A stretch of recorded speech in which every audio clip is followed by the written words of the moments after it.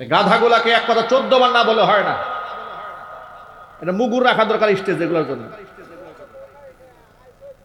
শুরু থেকে এই পর্যন্ত 5 বার বললাম, প্রথমে রাগ হয়েছি, এখন সাউন্ড আসে নাই। এখন সাউন্ড আসলো কেন বলেন? এখন সাউন্ড কেন আসলো? মুগুর দেওয়ার পর নাম্বার 1 বেয়াদবি করে অনেক জায়গায়, ইচ্ছাকৃতভাবে বক্তাদেরকে কষ্ট দেয়, ঘাটতারামি করে বসে বসে। আমরা কার কথা শুনবো? আমরা এখন যা বলবো এগুলো এখন থেকে আল্লাহর কথা আমরা নকল করব, আপনাদের সামনে বর্ণনা করব, কিন্তু কথাগুলো আমাদেরও না। হয়তো আমরা ব্যাখ্যা আমাদের ভাষাটা আমাদের মতো করে বুঝাবো পরে, কিন্তু মূল বক্তব্য আল্লাহ পাকের। আল্লাহ পাক এখানে বলছেন আয়াতে, যুয়্যিনা লিন-নাস হুব্বুশ শাহাওয়াতি মিনান নিসাই ওয়াল বানিন, যে এই পৃথিবীতে আল্লাহ তাআলা সৃষ্টিগতভাবেই মানুষের হৃদয়ে কয়েকটা জিনিসের আকর্ষণ দান করেছেন। সৃষ্টিগতভাবে এটা আলেম হোক, পীর হোক, বুজুর্গ হোক, সাধারণ মানুষ হোক, হিন্দু হোক, বৌদ্ধ হোক, খ্রিস্টান হোক, ইহুদি হোক আর নাসারা হোক, যাই হোক না কেন, প্রতিটা মানুষের সৃষ্টিগতভাবে কয়েকটা জিনিসের আকর্ষণ আল্লাহ পাকের পক্ষ থেকে করা হয়েছে। সেগুলা কি? যুয়্যিনা লিন-নাসি হুব্বুশ শাহাওয়াতি মিনান নিসা, নারীদের প্রতি ভালোবাসা, স্ত্রীদের প্রতি টান, এটা আল্লাহ প্রদত্ত মানুষকে দেওয়া হয়েছে। ওয়াল বানিন, সন্তানের প্রতি আকর্ষণ আল্লাহর পক্ষ থেকে দেওয়া হয়েছে। ওয়াল কনাতিরিল মুকান্তরাতি মিনাজ যাহাবি ওয়াল ফিদ্দা, রাশি রাশি স্বর্ণ রূপা। ওয়াল খাইলিল মুসাওয়ামাতি, চিহ্নিত ঘোড়া। ওয়াল আনআম, গবাদি পশু। ওয়াল হারফি, ফসলের জমি জামা। এগুলো মানুষের, এগুলোর যে আকর্ষণ যুয়্যিনা, এটা মানুষের জন্য সুশোভিত করা হয়েছে। তবে ওয়াল্লাহু ইনদাহু হুসনুল মাআব, আল্লাহর কাছে রয়েছে প্রকৃত উত্তম প্রত্যাবর্তন স্থল। এই হচ্ছে সূরা আলে ইমরানের 14 নম্বর আয়াতের সাদামাঠা একটা বাংলা তরজমা। যুয়্যিনা, যায়্যানা ইউযায়্যিনু তাযয়ীনান, মানে হচ্ছে সুশোভিত করা, সাজিয়ে তোলা, সুন্দর করে উপস্থাপন করা। তাফসীরে কিতাবের মধ্যে এসেছে এই যে যুয়্যিনা এখানে দেওয়া হয়েছে মাজহুলের সিগা, মানে সুশোভিত করা হয়েছে। এখন এই সুশোভিত আল্লাহর পক্ষ থেকেও হতে পারে, আবার এটা শয়তানের পক্ষ থেকেও হতে পারে। ব্যাখ্যা দুরকম ধরা যায়। আল্লাহর পক্ষ থেকে যদি ধরা হয় তাহলে সৃষ্টিগত সে আকর্ষণকে তুলে ধরা হয়েছে, যে আকর্ষণ প্রত্যেকটা পুরুষের নারীর উপরে, নারীর প্রতি যে আকর্ষণ, এটা কার সৃষ্টি জোরে বলেন তো ভাই? আর আল্লাহর প্রদত্ত যে আকর্ষণটা, এটা অন্যায় আকর্ষণ নয়। এই আকর্ষণ যদি আমাদের স্ত্রীদের প্রতি আমাদের না থাকতো, তাহলে গোটা বিশ্ব পরিমণ্ডলে স্বামী স্ত্রীর যে মোহাব্বতের যে সম্পর্ক, এত গভীর সম্পর্ক, এটা স্থাপিত হতো না। আজকে একটা তাকাই দেখুন, একটা পুরুষ তার শখের নারীর জন্য কি না করে, মোহাব্বতে মানুষ কি না করে। 4 বছর হয়ে গেল বিদেশ পড়ে আছে, বাবা মা আত্মীয় স্বজন সন্তানের মুখে হাসি ফোটাবার জন্য একজন প্রবাসী বাংলাদেশি কতই না কষ্ট করে। রাতের আধারে ভালো একটা শোয়ারও জায়গা পায় না। মালয়েশিয়ার এমন প্রবাসীর সম্পর্কে আমরা জেনেছি যারা ভালো একটা কর্মসংস্থান পান নাই, ভালো একজন ব্যবসায়ীর মাধ্যমে সেখানে যান নাই। আদম ব্যবসায়ী তো নানা রকমের আছে, বিদেশে যারা নিয়ে যায় তারা তো সব সৎ মানুষ না, এদের মধ্যে ধান্দাবাজ প্রতারক আছে না নাই? জুড়ে বলেন ভাই, আছে।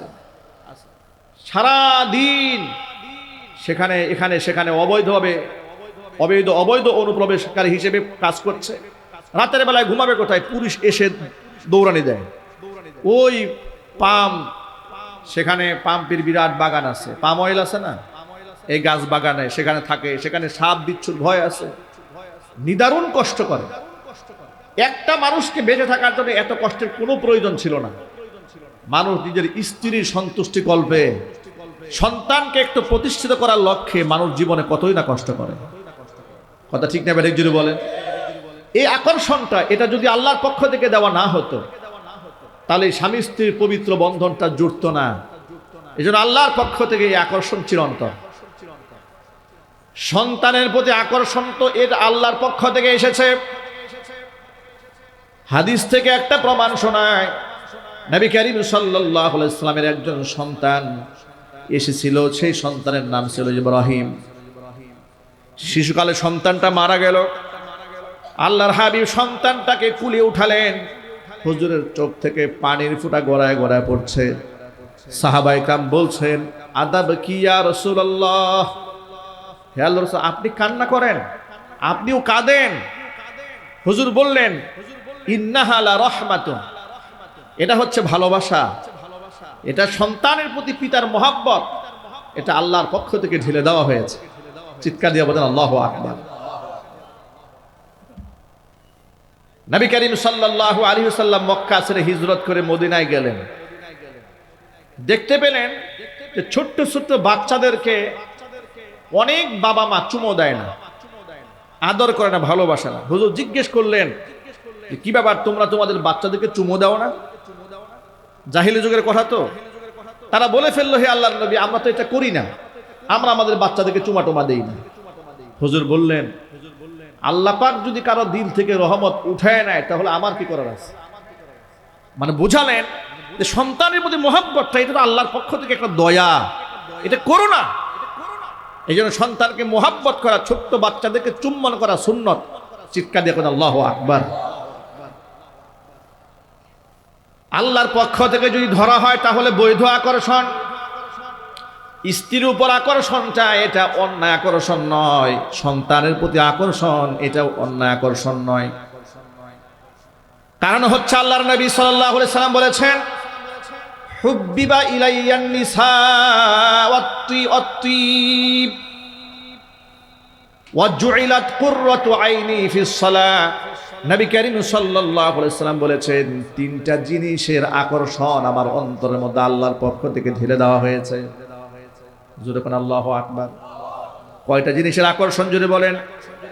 আল্লাহ রাসূল নিজে বলেন, তিনটা জিনিসের আকর্ষণ আমার অন্তরে ঢেলে দেওয়া হয়েছে আল্লাহর পক্ষ থেকে। হুব্বিবা ইলাইয়ান নিসা, স্ত্রীর প্রতি আকর্ষণ, স্ত্রীকে মোহাব্বত করা, এটা আল্লাহর পক্ষ থেকে আমার অন্তরে ঢেলে দেওয়া হয়েছে। এক নাম্বার দুই হচ্ছে ওয়াত-তিব, সুগন্ধি ব্যবহার করা, এটা আমার তবিয়তের সাথে মিশে গেছে। জাবের রাদিয়াল্লাহু তাআলা আনহু বলেছেন, আল্লাহর নবী এত সুন্দর খুশবু ব্যবহার করতেন, হুজুরের সাথে মুসাফা করার পরে এমন হতো ঘন্টার পর ঘন্টা নিজের হাতের মধ্যে মেশকের ঘ্রাণ লেগে থাকতো। ইসলাম তো পরিপাটি জীবন ব্যবস্থা মানুষকে উপহার দিয়েছে। আর আমাদের সমাজে যদিও ইসলামকে বিকৃতভাবে অনেকে উপস্থাপন করার চেষ্টা করে, বিভিন্ন জায়গার মাজারে গাঁজাখুরেরা গাঁজার আসর বসায়, দুর্গন্ধে পাশে যাওয়া যায় না। যদি বাধা দিতে যান তারা বলে আমরা তাসাউফপন্থী লোক, আমরা তরিকতের লোক, আমরা আল্লাহর ওলিদেরকে মহাব্বত করি। তখন তারা বলে যে আমরা শাহজালাল, শাহপরান, শাহ মাহদুম, আব্দুল কাদের জিলানী রাহিমাহুমুল্লাহ, আমরা ওলি ভক্ত লোক। একটু ঘৃণার সাথে বলে নাউজুবিল্লাহ। আচ্ছা, ওলি ভক্ত লোক কোন গাঁজা ভক্ত হতে পারে? একটু জোর আওয়াজে সবাই বলেন, ওলি ভক্ত লোক কখনো গাঁজা ভক্ত হতে পারে? পৃথিবীর একজন ওলির নাম বলেন যিনি গাঁজা খেয়েছেন। পৃথিবীর একজন ওলির নাম বলেন যিনি অপবিত্র থেকেছেন। পৃথিবীর একজন আল্লাহর ওলির নাম বলেন যিনি আল্লাহর পবিত্র পায়ে, আল্লাহর কুদরতি কদমে সিজদা দেন নাই। পৃথিবীর একজন আল্লাহর ওলির নাম বলেন যিনি তাহাজ্জুদের নামাজ পড়েননি। যেখানে পবিত্রতা ঈমানের অঙ্গ করে দেওয়া হয়েছে, আত-তুহুরু শাত্রুল ঈমান, পবিত্রতা যেখানে ঈমানের অঙ্গ করা হয়েছে, সেই জায়গায় এমন ভণ্ড পীর উপমহাদেশে আছে 40 দিন গোসল করে না। এরকম নাপাক লোক এই সমাজে আছে না নাই? আর জোর আওয়াজে বলুন, আছে। আবার তারা বলে আমরা অলি ভক্ত লোক। এই যে আমরা ওয়াজ মাহফিলে যখন ভণ্ড পীর, ভণ্ড ফকির, প্রতারক, মিথ্যাবাদী, শরীয়তকে ধ্বংসকারী, বেদাত সৃষ্টিকারী, শিরক এবং বেদাতের ঠিকাদার, ইসলামকে বিকৃতকারী এই জনগোষ্ঠীর বিরুদ্ধে যখন আমরা কথা বলি, তখন আমাদের অনেক ভাইরা, তারা বলেন অনেক সুন্নি ভাইরা আমাদের বিরুদ্ধে অপপ্রচার চালায়, আমরা নাকি আল্লাহর ওলিদেরকে ভালোবাসি না। নাউযুবিল্লাহি মিন যালিক। আমরা আল্লাহর ওলিদেরকে কেন ভালোবাসবো না? হাদিসে কুদসির মধ্যে কি এটা আমরা পড়িনি? মান আদালি ওয়ালিয়ান ফাকাদ আযানতুহু বিল হারবি। যে ব্যক্তি আমার ওলির সাথে দুশমনি করে, আমি আল্লাহ তাদের বিরুদ্ধে যুদ্ধের ঘোষণা করি। চিৎকার দিয়ে বলে নাউযুবিল্লাহি মিন যালিক। হাদিসটা বুখারী শরীফের হাদিস, হাদিসে কুদসি। আমরা তো জানি আল্লাহর ওলিদের সাথে আমাদের দুশমনি কেন থাকবে। আমাদের দুশমনি হচ্ছে আল্লাহর ওলিদের নাম বিক্রি করে সমাজের মধ্যে যারা ভণ্ডামি করে তাদের বিরুদ্ধে। ঠিক না ঠিক বলে? ওই যে রাজবাড়ির নুরা পাগলা, ঠিক না ঠিক? নুরা পাগলার লাশকে কবর থেকে উঠিয়ে পুড়িয়ে দেওয়া হয়েছে। কাজটা সুন্দর হয় নাই, এটাকে আমরা সাপোর্ট করি না। কারণ কোনো ব্যক্তি যদি মরে যায়, নবী করিম সাল্লাল্লাহু আলাইহি ওয়াসাল্লাম বলেছেন লা তাসুব্বুল আমওয়াত, মৃত ব্যক্তিকে গালি দিও না। ফাইন্নাহুম ক্বাদ আফদাউ ইলা মা কদ্দামু, কারণ তারা ইতোমধ্যে তাদের কর্মের কাছে পৌঁছে গেছে। কথা ঠিক না ব্যাটিক জুড়ে বলেন ভাই? আচ্ছা, মরার পরে মানুষকে বিচার করা যায়? আপনি একটু জোর আওয়াজে বলেন। মরার পরে মানুষের বিচার করা যায় না। মরার পরে বিচার করা, মরার পরে বিচার কে করবেন?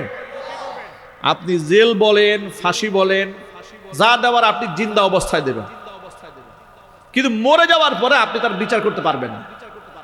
কারণ ফাইন্নাহুম ক্বাদ আফদাউ ইলা মা কদ্দামু, সে চলে গেছে তার আমলের কাছে। তবে তার কৃতকর্ম যদি খারাপ হয়, সেই পথে মানুষ যদি পরিচালিত হয়, তাহলে মানুষকে সতর্ক করার জন্য তার সেই কুকর্মগুলো কোরআন সুন্নাহর ভিত্তিতে বিশ্লেষণ করা যেতে পারে। যেমন ফেরাউন পৃথিবী থেকে চলে যাওয়ার পরে ফেরাউনের কথা কোরআনে আছে না? আওয়াজ নাই, একটু হানা। এই মাইকেল, আওয়াজ নাই তো ভিতরে, কি ব্যাপার তোমার? সমস্যা কি? বক্স আওয়াজ দাও।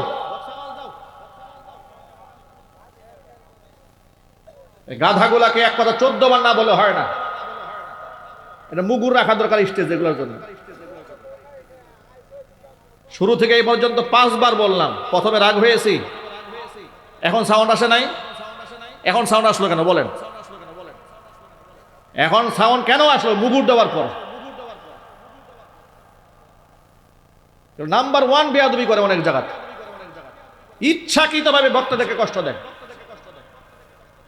ঘাটতারামি করে বসে বসে।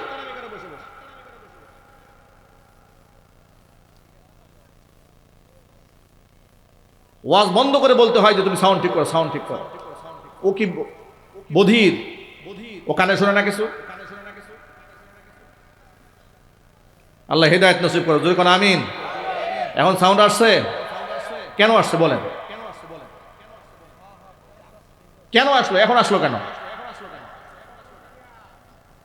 এর মানে সব আছে তোর কাছে, ও সাউন্ড দিবেন।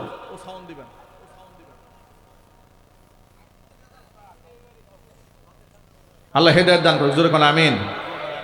প্রিয় বন্ধুগণ, মূল কথায় ফিরে আস। কি বলতে চেয়েছিলাম? ফেরাউন দুনিয়া থেকে চলে গেছে, কিন্তু কোরআন মাজিদ আল্লাহ তাআলা পরতে পরতে ফেরাউনের অপকর্ম তুলে ধরেছে। আল্লাহ পাক বলেন, নবী মূসা কালিমুল্লাহকে ডেকে বলেছেন, ইযহাব ইলা ফিরাউনা ইন্নাহু তাগা। ইতিহাস তুলে ধরেছেন ফেরাউনের কাছে সে সীমা লঙ্ঘন করেছে। আল্লাহ কোরআনে বলছেন সে সীমা লঙ্ঘন করেছে। ইতিহাস আল্লাহ আমাদেরকে শোনাচ্ছেন। আল্লাহ রাব্বুল আলামিন বলেছেন, ইন্না ফিরআউনা আলা ফিল আরদি, জমিনের মধ্যে ফিরাউন অহংকার করেছে, দাম্ভিকতা প্রদর্শন করেছে, অসংখ্য পুরুষ মানুষকে সে হত্যা করেছে, বনি ইসরাইলের 70,000 উপর মানুষদেরকে সে খুন করেছে। যদি বলে নাউযুবিল্লাহ। এই সমস্ত কথা তুলে ধরার কারণটা কি? অনেকগুলো শিক্ষা আছে। ফেরাউনের জুলমের কথা মানুষকে শিখিয়ে দিয়ে, শুনিয়ে দিয়ে আল্লাহ পাক বুঝিয়ে দিয়েছেন, ও পৃথিবীর পরবর্তী প্রজন্মের শাসকেরা, খবরদার রাষ্ট্র পরিচালনা করো, কিন্তু ফেরাউনের মতো জালেম হইও না। জালেমদের পরিণতি কোনোদিন ভালো হয় না। ঠিক কিনা জোরে বলেন? গেল একটা মেসেজ। আরেকটা মেসেজ হচ্ছে তাসলিয়াতান লিন নবী সাল্লাল্লাহু আলাইহি ওয়াসাল্লাম, হুজুরকে আল্লাহ পাক সান্ত্বনা দিয়েছে। কাফেররা যখন আল্লাহর নবীর বিরুদ্ধাচরণ করছে, হুজুরকে কষ্ট দিচ্ছে, আল্লাহ পাক নবী মুসা কালিমুল্লাহর ইতিহাস তুলে ধরেছেন, হুজুরকে সান্ত্বনা দিয়ে বলেছেন, ও আমার নবী, শুধু আপনি একা কষ্ট পাচ্ছেন তা নয়, পৃথিবীতে যুগ যুগ ধরে এমন কোন নবী রাসূল নাই যাদেরকে তার উম্মত কষ্ট দেয় নাই। দুইটা শিক্ষা, একটা তার রাসূলকে সান্ত্বনা দিয়েছেন, আরেকটা হচ্ছে পৃথিবীর সমস্ত শাসকদেরকে আল্লাহ পাক হেদায়েত দিয়েছেন যে রাষ্ট্র পরিচালক হও, তোমরা সরকার হও, ক্ষমতাধর ব্যক্তি হও, খবরদার ফিরাউনের মতো হয়ো না। ফিরাউনের ইতিহাস ভালো নয়, চিরজীবন সে লাঞ্ছিত অপমানিত হতেই থাকবে। কথা ঠিক নেবে ঠিক? যারাই মানুষের অধিকার লঙ্ঘন করে ফিরাউনের পথ ধরেছে তারাই লাঞ্ছিত হয়েছে। ইতিহাস সাক্ষী, পরতে পরতে যারাই ফিরাউনের পথে হেঁটেছে তারাই লাঞ্ছিত হয়েছে। সর্বশেষ সোনার বাংলাদেশে বিগত 16টা বছর ফিরাউনের এক লেটেস্ট লেডি ভার্সন বসবাস করেছে, জুলুম করেছে, শোষণ করেছে। ফিরাউনকে আল্লাহ তাআলা পানির মধ্যে চুবায় মেরেছেন গোষ্ঠী সহ, আর এই আধুনিক ফিরাউনকে আল্লাহ তাআলা জমিন থেকে গজব দিয়া নিজের দেশ থেকে বহির্বিশ্বে তাড়াই দিয়েছে। ফাঁসির রায় ঝুলতেছে লেডি ফিরাউনের জন্য। যারা এই বিশ্বাস নিয়ে বসে আছেন আপা আবার আসবে, এগুলো বুকার স্বর্গে বসবাস করছে। আমার বুঝে আসে না এই বিষয়টা, আমার মাথায় ধরে না। একটা খুনি, প্রমাণিত খুনি, হাজার হাজার মানুষকে খুন করেছে, গুম করেছে, হত্যা করেছে, আলেমদেরকে জেলে পাঠিয়েছে, জরিমানা করিয়েছে, ডান্ডা বেরি পড়েছে, গরুর রশি দিয়া বেঁধে, কোমরে রশি বেঁধে বাংলাদেশটা গোটা পৃথিবীর সর্বোচ্চ সম্মানিত উলামায়ে কেরামদেরকে টেনে টেনে আদালতে হাজির করে লাঞ্ছিত অপমানিত করেছে। এমন এক কুলাঙ্গারের জন্য যাদের মায়া হয়, আমি তাদেরকে মানুষ বলতে প্রস্তুত নই। এগুলো জালেমা মানুষ। কথা ঠিক নেবে ঠিক? বাংলাদেশে রাজনৈতিক বিভাজন থাকতে পারে, কিন্তু জালেমের শাস্তির ব্যাপারে, লেডি ফেরাউনের ফাঁসির ব্যাপারে বাংলাদেশের মানুষের মধ্যে কোনো ইখতিলাফ নাই, দ্বিমত নাই। ফাঁসির রায় যেমন সন্তুষ্ট হয়েছি, গোটা বাংলাদেশের মানুষ শুধু নয়, গোটা পৃথিবীর মুসলমানরা অপেক্ষা আছে কবে তাকে লটকায় দেওয়া হবে। আপনারা কি অপেক্ষায় আছেন? কারা কারা অপেক্ষা আছে? আমি দুহাত দেখতে চাচ্ছি।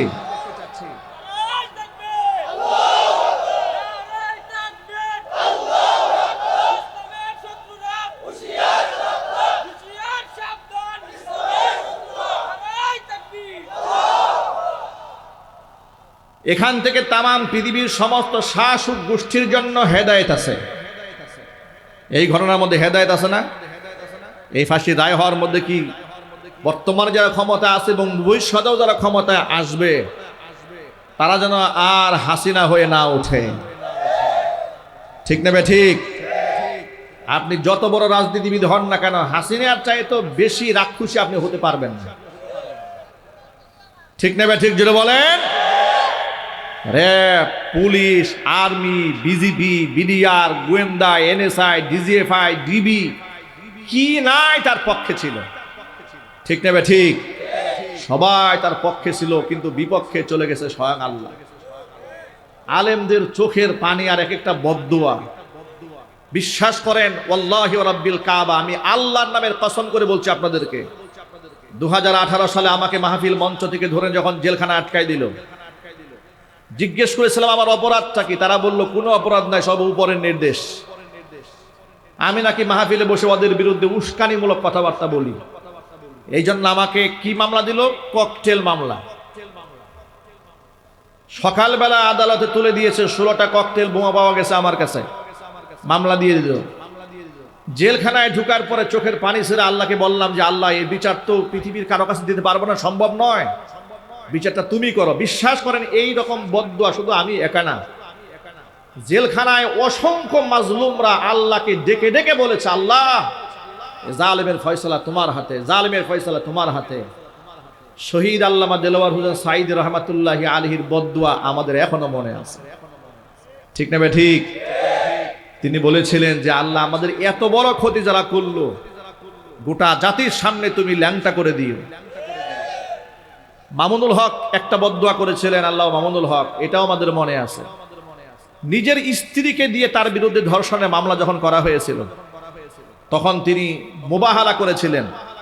তিনি বলেছেন যে আল্লাহ, আমি যদি মিথ্যাবাদী হয়ে থাকি, যে লোকেরা যে অপবাদ দিচ্ছে আমি নাকি পরনারীর সাথে সংসার করেছি, নাউজুবিল্লাহ, এটা যদি আমি এই দাবিতে, আমি তো বলি সে আমার স্ত্রী, আমি যদি মিথ্যাবাদী হয়ে থাকি তাহলে তোমার গজব আমার উপর আপতিত হোক। আর যারা আমার উপর অপবাদ দিয়েছে ওরা যদি মিথ্যাবাদী হয়ে থাকে, ওদের উপর আল্লাহ তোমার গজব আপতিত হোক। আলেমদের বদদুয়া আল্লাহ বিফলে ফেলেন নাই। ঠিক না ব্যাটিক জুড়ে বলেন? আল্লাহ পাকের গজব ওদের উপর আপতিত হয়েছে। ওদের নাম এমন হয়েছে যে ওদের নাম মানুষ শুনতে প্রস্তুত না, আর ঘৃণার সাথে ওদের নাম মুখে আসলে মানুষ থুতু নিক্ষেপ করে। এটা ফর এক্সাম্পল বললাম, ইতিহাস অনেক লম্বা। এই জালেমদের থেকে আল্লাহ পরবর্তী প্রজন্মের শাসক গোষ্ঠীকে আল্লাহ হেদায়েত দান করুন। বাংলাদেশ যেন আর কেউ জালেম হয়ে না ওঠে। কথা ঠিক না ব্যাটিক জুড়ে বলেন? ভাইরা আমার মূল কথায় ফিরে আসি। আল্লাহ রাব্বুল আলামিন, আল্লাহর পক্ষ থেকে কয়েকটা জিনিসের আকর্ষণ মানুষকে দেওয়া হয়েছে। এক হচ্ছে স্ত্রীদের প্রতি আকর্ষণ, সন্তানের প্রতি আকর্ষণ, এটা আল্লাহর পক্ষ থেকে দেওয়া হয়েছে। এটা যদি আল্লাহর পক্ষ থেকে আকর্ষণ হয়, এটা হচ্ছে বৈধ আকর্ষণ। ঠিক কিনা? দেখুন নবী করিম সাল্লাল্লাহু আলাইহি ওয়াসাল্লামের হাদিসটা বলতেছিলাম যে আমার কাছে তিনটা জিনিস প্রিয় করা হয়েছে। এক, হুব্বিবা ইলাইয়ান নিসা, স্ত্রীদেরকে আমার কাছে প্রিয় বানিয়ে দেওয়া হয়েছে। ওয়াত্তিব, সুগন্ধি আমার কাছে প্রিয় করা হয়েছে। এই কথা বলতে গিয়ে তো আনুষঙ্গিক লম্বা কথা বলে ফেললাম। আজকে বাংলাদেশে অনেক ভণ্ড এমন আছে, গা থেকে পাঠার দুর্গন্ধ আসে, কাছে যাওয়া যায় না। ওযু নাই, নামাজ নাই, পবিত্রতা নাই, আল্লাহ পরকালের চিন্তা নাই, আলেমদের সাথে সম্পর্ক নাই। তারা নিজেদেরকে আল্লাহর ওলি দাবি করে। আল্লাহর কসম, এরা ওলি নয়, এরা হচ্ছে ওলির নামে ভণ্ড। ঠিক কিনা? এই ভণ্ডদের সাথে আমাদের কোনো সম্পর্ক না, আমাদের সম্পর্ক প্রকৃত ওলিদের সাথে। আল্লাহ যেন কবুল করেন, জোরে করেন আমিন। দ্বিতীয় পয়েন্টে আসেন, আল্লাহর হাবিব বলেন ওয়াজুইলাত কুররাতু আইনি ফিস সালাহ, আমার চোখের শীতলতা নামাজের মধ্যে করে দেওয়া হয়েছে। নামাজ পড়লে আমার পেরেশানি দূর হয়ে যায়, আমার আত্মা ঠান্ডা হয়ে যায়, চক্ষু শীতল হয়ে যায়। সুবহানাল্লাহ বলবেন না ভাই? অথচ যে নামাজ আল্লাহর হাবিবের চোখের শীতলতা ছিল, যে নামাজ আল্লাহর নবীর আত্মার শীতলতা ছিল, যে নামাজ দুনিয়ার পেরেশানিকে মুক্ত করে দেয়, সেই নামাজ মুসলমানদের কাছে একটা বোঝায় পরিণত হয়েছে। অনেক মুসলমান আছে ঘন্টার পর ঘন্টা টেলিভিশনের সামনে বসে থাকে, মোবাইল নিয়ে বসে থাকে, বন্ধুদের আড্ডায় বসে থাকে, দোকানে বসে থাকে, আজান হয়, নামাজে ঢোকে না। আল্লাহ পাকের কসম কেটে বলি, সূরা বাকারার মধ্যে আল্লাহ পাক এই ব্যাপারে স্পষ্ট ফয়সালা দিয়ে দিয়েছেন, ওয়া ইন্নাহা লাকাবীরাতুন ইল্লা আলাল খাশিঈন। নামাজ যদিও এটা ইবাদত, এমন একটা ইবাদত যে একজন মুসলমান নিজের পরিচয়টা মানুষের সামনে প্রকাশ করতে পারে একমাত্র নামাজ দিয়ে, সেই নামাজটা সবার জন্য সহজ নয়। ওয়া ইন্নাহা লাকাবীরাতুন ইল্লা আলাল খাশিঈন। আল্লাহকে যারা মনে প্রাণে ভয় করে, খুশু এবং খুজু দিয়া আল্লাহ পাকের বিশ্বাস যারা অন্তরের মধ্যে লালন করে, ওই সমস্ত ব্যক্তিদের কাছে নামাজটা বড় সহজ। বাকি যারা আছে, যাদের অন্তরে তাকওয়া নাই, পরহেজগারিতা নাই, আল্লাহ পাক বলেন এই নামাজ তাদের জন্য জীবনের সবচাইতে বড় বোঝা। ওয়া ইন্নাহা লাকাবীরাতুন, আল্লাহই বলছেন ইল্লা আলাল খাশিঈন, মুত্তাকি পরহেজগার ছাড়া সবার কাছে নামাজ সহজ ইবাদত নয়, নামাজ অনেক অনেক কঠিন ইবাদত। ঠিক কিনা বলেন? একমাত্র মুত্তাকি আর পরহেজগার বান্দাদের কাছে নামাজ অনেক অনেক সহজ আমল। আল্লাহ নবী নামাজে দাঁড়িয়েছেন ঘরের ভিতরে, এত লম্বা নামাজ, দাঁড়িয়ে থাকতে থাকতে পা মুবারক ফুলে গেছে। উম্মুল মুমিনিন মা আয়েশা রাদিয়াল্লাহু তাআলা আনহা প্রশ্ন করে বললেন, আল্লাহ নবী সাল্লাল্লাহু আলাইহি সাল্লামকে মা আয়েশা প্রশ্ন করে বলেছেন, লিমা তাফআলু হাকাদা ইয়া রাসূলুল্লাহ, হে আল্লাহর রাসূল আপনি কেন এই কাজটা করেন? কদ গফিরা লাকা মা তাকদ্দামা মিন যামবিকা ওয়া মা তাআখার, আপনার তো পূর্বাপর সমস্ত গুনাহ খাতা মাফ করে দেওয়া হয়েছে, আপনি কেন এত কষ্ট করেন? নবীজি জবাব দিয়ে বলেন, আফালা উরিদু আন আকুনা আবদান শাকুরা। ওই সাহেব, আল্লাহ পাক যে আমাকে এত সম্মানিত করলেন, এত মর্যাদা দিলেন, আমি কি ঈশা আল্লাহ পাকের নিয়ামতের শুকরিয়া আদায়কারী বান্দায় পরিণত হতে চাই না? আমি যে আল্লাহর সামনে এত লম্বা সময় দাঁড়িয়ে থাকি, এত লম্বা সময় সিজদায় পড়ে থাকি, আমার উপর আল্লাহ পাক যে নিয়ামত দান করেছেন, আমি ওই নিয়ামতের শুকরিয়া আদায় করি। জোরে জোরে বলেন সুবহানাল্লাহ। এই জন্য সকল ভাইদেরকে বলি, আমরা মুসলমান, নামাজ যেন আমাদের কাছে বোঝা না হয়, নামাজ যেন আমাদের চোখের শীতলতা হয়, অন্তরের শীতলতা হয়। যখনই কোনো পেরেশানিতে পড়ে যাব, আমরা সবার আগে ওযু করে 2 রাকাত নামাজ পড়ে সাহায্য চাইবো কার কাছে? আরো জোরে বলুন, কার কাছে? আল্লাহ পাক বলেন, ওয়াস্তাঈনু বিস-সাবরি ওয়াস-সালাহ ইন্নাল্লাহা মা'আস-সাবিরিন। আমি আল্লাহর কাছে বান্দারে সাহায্য প্রার্থনা করবে নামাজের মাধ্যমে আর ধৈর্যের মাধ্যমে। মনে রেখো, অবশ্যই আমি ধৈর্যশীলদের সাথে আছি। জোরে জোরে বলুন সুবহানাল্লাহ। আমি এই আয়াতের সাথে সংশ্লিষ্ট শুধু এই হাদিসটা আপনাদেরকে স্মরণ করিয়ে দিলাম, যে আকর্ষণ যদি আল্লাহর পক্ষ থেকে হয়, এটা অন্যায় নয়।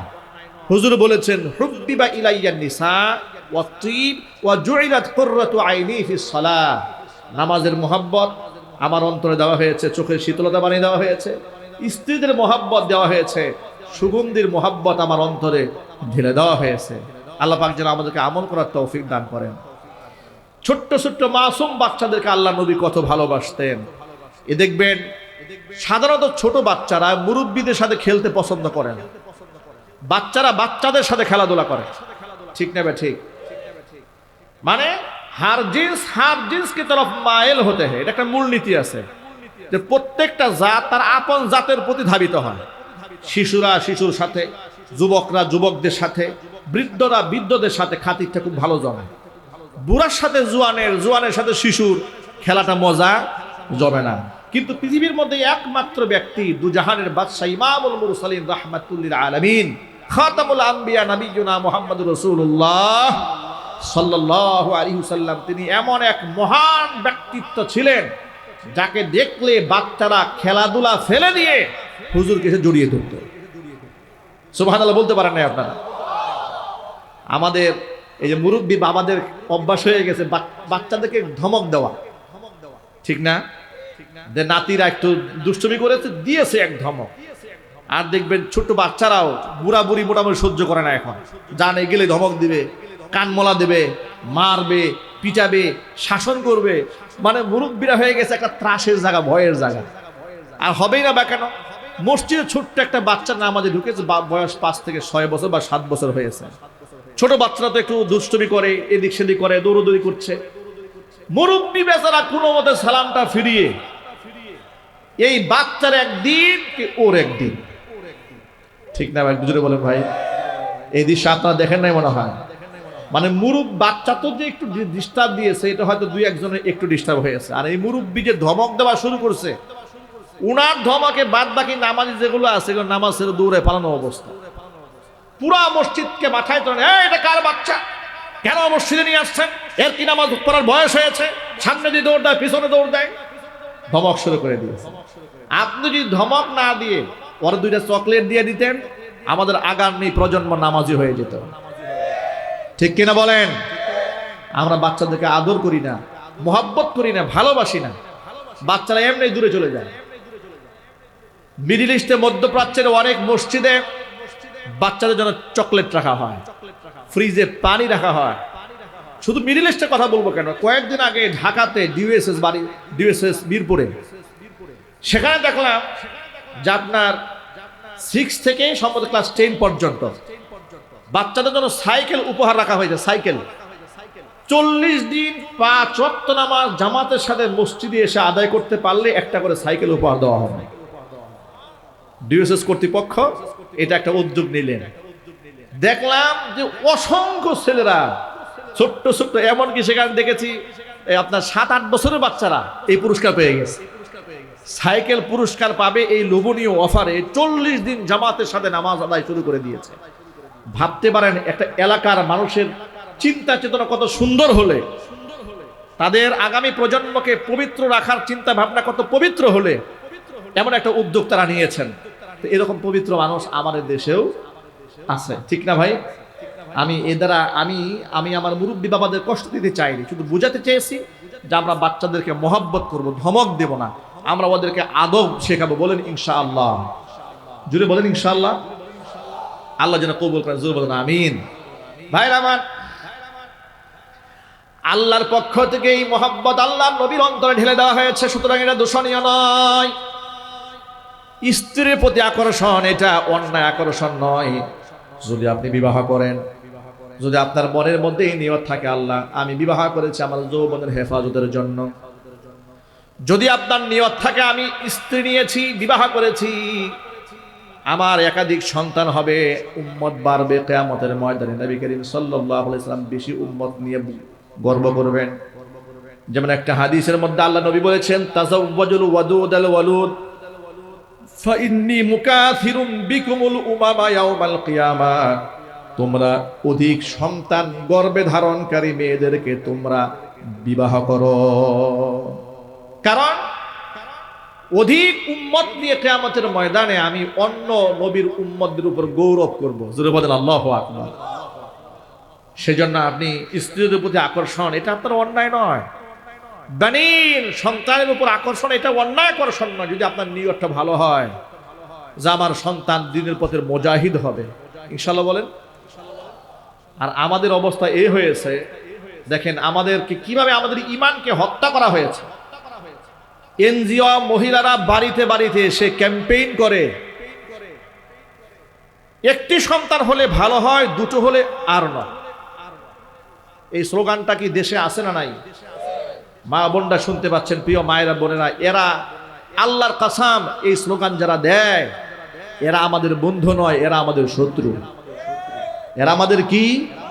এরা আমাদের শত্রু, এরা আমাদের বন্ধু নয়। কোরআন যেখানে স্পষ্ট বলে দিয়েছেন লা তাকতুলু আওলাদাকুম খাশিয়াতা ইমলাক, দারিদ্রতার ভয়ে তোমরা সন্তানদেরকে হত্যা করো না। অন্য আয়াতের মধ্যে আল্লাহ পাক বলেছেন হত্যা করো না সন্তানদেরকে। কেন হত্যা করবে না? শোনো, নাহনু নারযুকুহুম ওয়া ইয়্যাকুম, যে আমি আল্লাহ তোমাদেরকে রিজিক দান করি, সেই আমি আল্লাহ তোমার আগত সন্তানদেরকেও রিজিক দান করব। ওই ক্ষমতা আল্লাহর কাছে আছে না নাই? ওরা একটা ভুল তত্ত্ব সমাজের মধ্যে চালায়। কি কথা বলে শোনেন, তারা বলে যে সন্তান বেশি হয়ে গেলে লালন পালন করতে হবে, অনেক খরচ, টাকা পয়সা অনেক খরচ হবে, আমাদের বাড়ি ঘর ছোট, জায়গা জমি কম, ইত্যাদি কোনো কথা বলে। এই জন্য তারা জন্ম নিয়ন্ত্রণ পিল সহজীকরণ করে কত কিছু করতেছে। তারা বাল্য বিবাহ বন্ধ করে দিয়েছে, বাল্য বিবাহের নামে শরীয়তের পবিত্র বিধানটাকেই বন্ধ করে দিয়েছে। বাল্য বিবাহ নিয়ে ওদের যত মাথা ব্যথা আছে, কিন্তু বাল্য প্রেম নিয়ে এদের কোনো মাথা ব্যথা নেই, ঠিক না ভাই? জোরে বলেন আপনারা। এই বাংলাদেশে 18 বছর আগে মেয়ে বিবাহ করতে পারবে না আইন আছে, কিন্তু 18 বছর আগে অবৈধ প্রেম করতে পারবে না একটা আইন আছে। আওয়াজ দেয় আপনাদের, আইন আছে। অথচ আইনটা এখানে হওয়া দরকার ছিল যে কোনো প্রকার অবৈধ রিলেশন চলবে না, এটা আইনত দণ্ডনীয় অপরাধ। এটা হওয়া দরকার ছিল কিনা? কিন্তু এটা আমরা করতে পারি না। কেন করতে পারি নাই? যাদেরকে আমরা ভালোবেসে ক্ষমতার মস্তদে বসায় তারাই আমাদের বিশ্বাসের মধ্যে ছুরি চালায়, ঠিক না ভাই? জুড়ে বলেন। যাদেরকে আমরা আশা ভরসা করে এই বিগত 54 বছরে যাদেরকেই পাঠাইছি তারাই আমাদের আশাকে ভঙ্গ করেছে। এই জন্য আমরা এখন বর্তমানে আমরা একটা স্বপ্ন লালন করছি, বাংলাদেশে আগামীর বাংলাদেশটাকে কোরআনের বাংলাদেশ বানাতে হবে। যারা কোরআনকে ভালোবাসে, কোরআনের আইন চায়, তারা ইনশাল্লাহ আমাদের হৃদয়ের স্বপ্নকে নষ্ট করবে না, ভেঙে দেবে না, ঠিক না ভাই? জুড়ে বলেন। অবৈধ প্রেম ভালোবাসা হালাল না হারাম? আরো যদি বলেন ভাই। অথচ এটা রাষ্ট্রীয়ভাবে নিষিদ্ধ হওয়া দরকার ছিল, যে কোনো প্রেম চলবে না বিবাহের আগে, বিবাহ পরে স্বামীর সাথে প্রেম করবা। আইন নাই, আইন করে দেওয়া হয়েছে বিবাহ করা যাবে না, প্রেম করা অসুবিধা নেই। যার কারণে যার দরুন দেখবেন পুলিশের নাগের ডগায় বসে বসে লোকেরা ইচ্ছা মতো প্রেম করছে, পার্কে, সিনেমা হলে, ঠিক না ঠিক জুড়ে বলে। আর এই যে নোংরা সংস্কৃতি বাংলাদেশে চালু হয়েছে, ফেসবুক আর ইউটিউবে অবৈধ প্রেমের গল্প, অবৈধ রিলেশনের গল্প, অবৈধ মাখামাখি এত বেশি প্রচার করা হচ্ছে যাতে করে আগামের প্রজন্মটা জেনাকার হয়, লম্পট হয়, বদমাশ হয়। আর ইউটিউব কর্তৃপক্ষ, ফেসবুক কর্তৃপক্ষ এগুলোর মধ্যে মিলিয়ন মিলিয়ন ডলার ইনভেস্ট করতেছে মুসলমানদেরকে ধ্বংস করে দেওয়ার জন্য।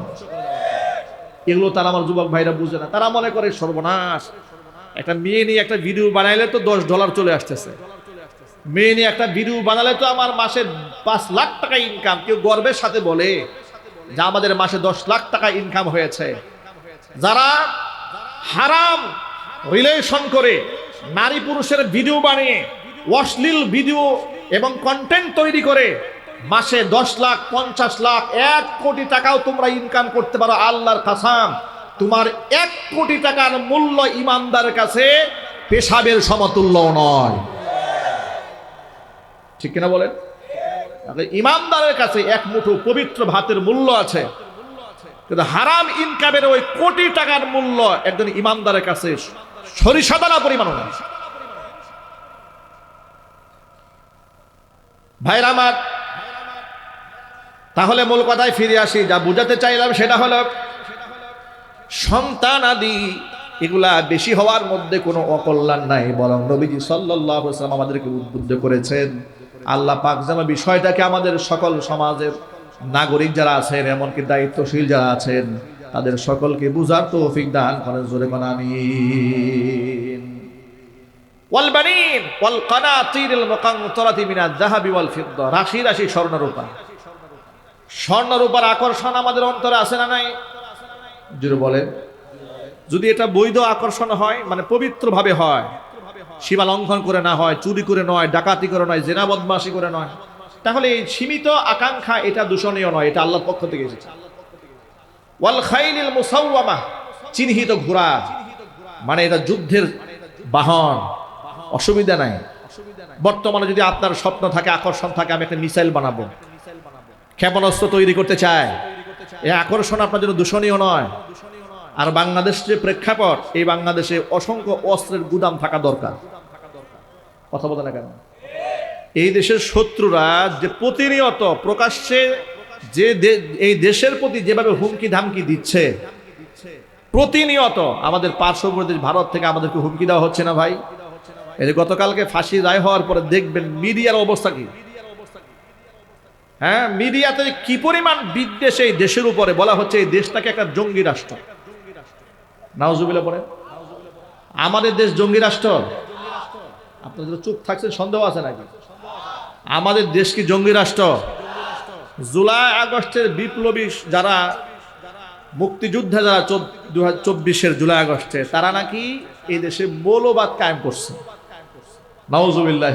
এগুলা ইন্ডিয়ান মিডিয়াতে প্রচারিত হচ্ছে। মানে আমাদের দেশ নিয়ে ষড়যন্ত্রের কোনো শেষ নাই, ওদের মাথা ব্যথার শেষ নাই। ঠিক না ভাই? ঠিক। এরা আসলে কোনোদিন আমাদের দেশকে ভালোবাসবে, কোনোদিন ভালোবাসেও নাই, বর্তমানেও বাসছে না, ভবিষ্যতে ভালোবাসার কোনো সম্ভাবনা নাই। ওরা যদি এই দেশটাকে প্রতিবেশী হিসেবে একটা সম্মানজনক অবস্থানে রাখতো, তাহলে খুনিকে আশ্রয় না দিয়ে এই দেশের বিপ্লবী জনতার পক্ষে তারা অবস্থান গ্রহণ করত। তা তো করে নাই, কারণ ওদের দেশের দরকার নাই, ওদের খুনি দরকার। ঠিক কিনা জুড়ে বলতে হবে। যুবক ভাইয়ের আমার জন্য বলি, ওয়াল খাইলিল মুসাওয়ামা, যখন আয়াতটা নাজিল হয় তখন ছিল যুদ্ধ করার জামানা, জিহাদের জামানা, যখন লোকেরা ঘোড়ার পৃষ্ঠে সওয়ার হয়ে জিহাদ করত। বর্তমান তো আর ঘোড়ার পৃষ্ঠে সওয়ার হয়ে জিহাদ হয় না, বিমানের মধ্যে হয়, যুদ্ধ হয়। এই জন্য বর্তমান কোন মুসলমানের অন্তরের মধ্যে যদি মিসাইল বানাবার স্বপ্ন থাকে, যুদ্ধ জাহাজ কিনা স্বপ্ন থাকে, এটা অন্যায় নয়, এটা নিয়ত ভালো হলে এটা সওয়াব হয়ে যাবে। ওয়াল হারফ, জমি জমার আকর্ষণ, সুবহানাল্লাহ। এর যে কি আকর্ষণ! বেচারা বুড়া হয়ে গেছে, এক পা কবরে চলে গেছে। এরপরে জমির মামলা লড়তেছে কোর্টে, ময়মনসিংহে ধরেন। উনি প্রতি মাসে একবার করে হাজিরা দেওয়ার জন্য যায়, হুইল চেয়ারে যায়। কি বলে, আছে না না? ওই মামলায় উনি নিজে হেরেছে, ছেলে হেরেছে, নাতি হেরেছে, এইরকম প্রজন্মের পর প্রজন্ম চলতেছে। ওয়াল হারফ, কি পরিমাণ আকর্ষণ! ওয়াল আনআম, গবাদি পশুর আকর্ষণ, এগুলা মানুষের অন্তরে আছে। তবে আল্লাহ পাক বললেন যে এই সমস্ত আকর্ষণগুলো হচ্ছে একেবারে সীমিত জিনিস। ওয়াল্লাহু ইনদাহু হুসনুল মাআব, আসল আকর্ষণের জায়গা জান্নাত। ইমানদার, তোমাদের জন্য আমি রেখে দিয়েছি, এমন জান্নাত রেখে দিয়েছি, মালা আইনুন রাআত, এমন কোন চোখ নাই যে জীবনে দেখেছে, ওয়ালা উযুনুন সামিআত, এমন কোন কান নাই যে শুনেছে, ওয়ালা খাতারা আলা কলবি বাশার, এমন কোন অন্তর নাই যে অন্তরে এত সৌন্দর্যের কথা কোনোদিন কল্পনা করতে পেরেছে। তার নাম জান্নাত। তার নাম কি? ওই জান্নাত পাওয়ার আগ্রহ আমাদের আছে না ভাই? ইনশাআল্লাহ। কার কার আছে হাত দেখি তো ভাই, ইনশাআল্লাহ। আল্লাহ যেন কবুল করেন, জোরে কোন আমিন।